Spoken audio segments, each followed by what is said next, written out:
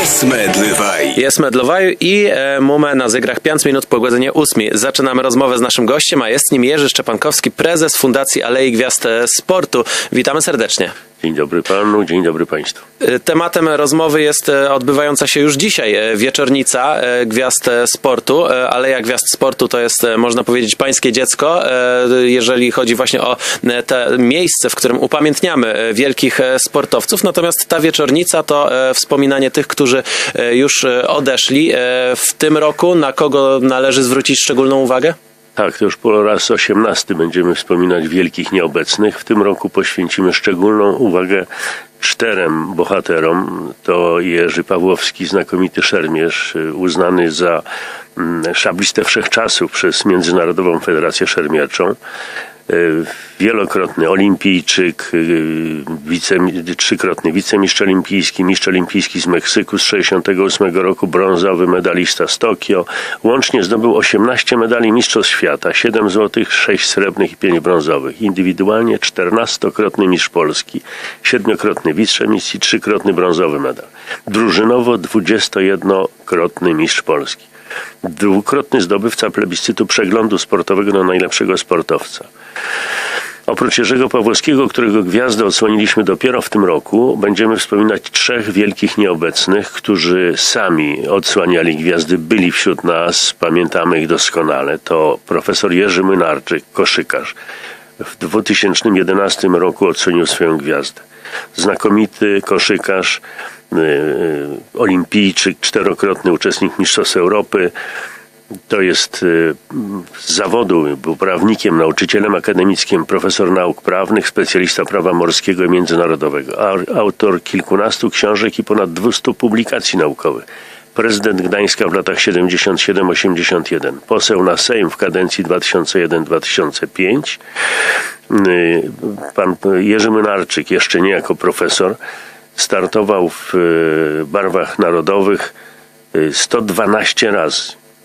Uzyskał dla nas 671 punktów. Był wśród nas, był znakomitym mówcą, bardzo ciepłym, bardzo prawym człowiekiem. Oprócz tego w tym roku odeszli 2 znakomici pięściarze. Józef Grudzień, który odsłaniał swoją gwiazdę podczas pierwszej edycji Alei Gwiazd Sportu w 2000 roku. Mistrz olimpijski z Tokio, wicemistrz olimpijski z Meksyku, wicemistrz Europy i mistrz Europy 3-krotny indywidualny, 4-krotny drużynowy mistrz Polski. W karierze stoczył 253 walki, z których wygrał 216. Jan Szczepański, także pięściarz, który odsłaniał gwiazdę w 2006 roku. Mistrz olimpijski z Monachium, mistrz Europy z Madrytu, 5-krotny indywidualny i 6-krotny drużynowy mistrz Polski. W karierze stoczył 290 walk, z których wygrał 251.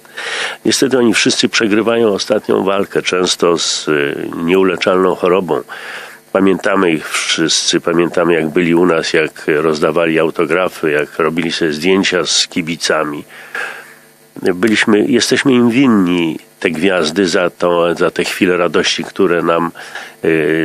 które im zawdzięczamy, a jednocześnie chcemy ich zachować w zbiorowej pamięci na zawsze. Czyli dlatego ten stosunek do nich jest też bardzo emocjonalny i jak widać, pomimo że oni gdzieś te sukcesy sportowe odnosili już jakiś czas temu, to młodzież o nich pamięta, co jest widać po frekwencji na kolejnych wieczornicach. Młodzi ludzie również są. Co przyciąga tych, którzy chcą wspominać tych sportowców? Bardzo i cieszę się z tego, że młodzież bierze udział w tym. Mamy świetną współpracę z zespołem szkół numer 1 we Władysławowie. Młodzież prezentuje występy artystyczne, śpiewa, recytuje wiersze, bierze bardzo żywy i taki prawdziwy, spontaniczny udział w tych uroczystościach.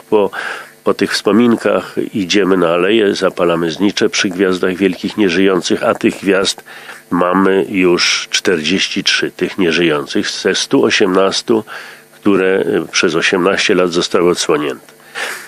18 z tych nieżyjących, 18 gwiazd tych nieżyjących odsłaniane było właśnie przez jeszcze obecnych wtedy z nami sportowców.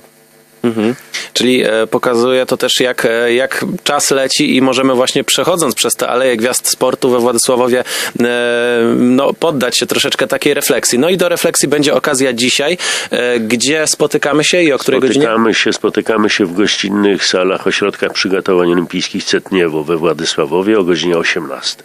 I jaka będzie forma tego spotkania? Już tutaj pan troszeczkę wspomniał o tym artystycznym programie młodzieży. Jak to będzie wyglądać? W tym roku szczególnie jestem zadowolony, wręcz szczęśliwy, że będzie brał udział w tym pan redaktor Jerzy Gebert, znakomity znawca sportu, człowiek, któremu w pewnym sensie zawdzięczamy istnienie tego ośrodka w Cetniewie, bo to on w 1952 roku razem z Feliksem Sztamem, jeżdżąc motocyklem, szukali dobrego miejsca do stworzenia ośrodka przygotowań dla pięściarzy. Feliks Sztam był, jak pewnie wszyscy, a może nie wszyscy pamiętają, twórcą potęgi polskiego boksu. I właśnie z panem redaktorem Jerzym Gebertem znaleźli to Cetniewo i w tej chwili mamy 65-lecie ośrodka.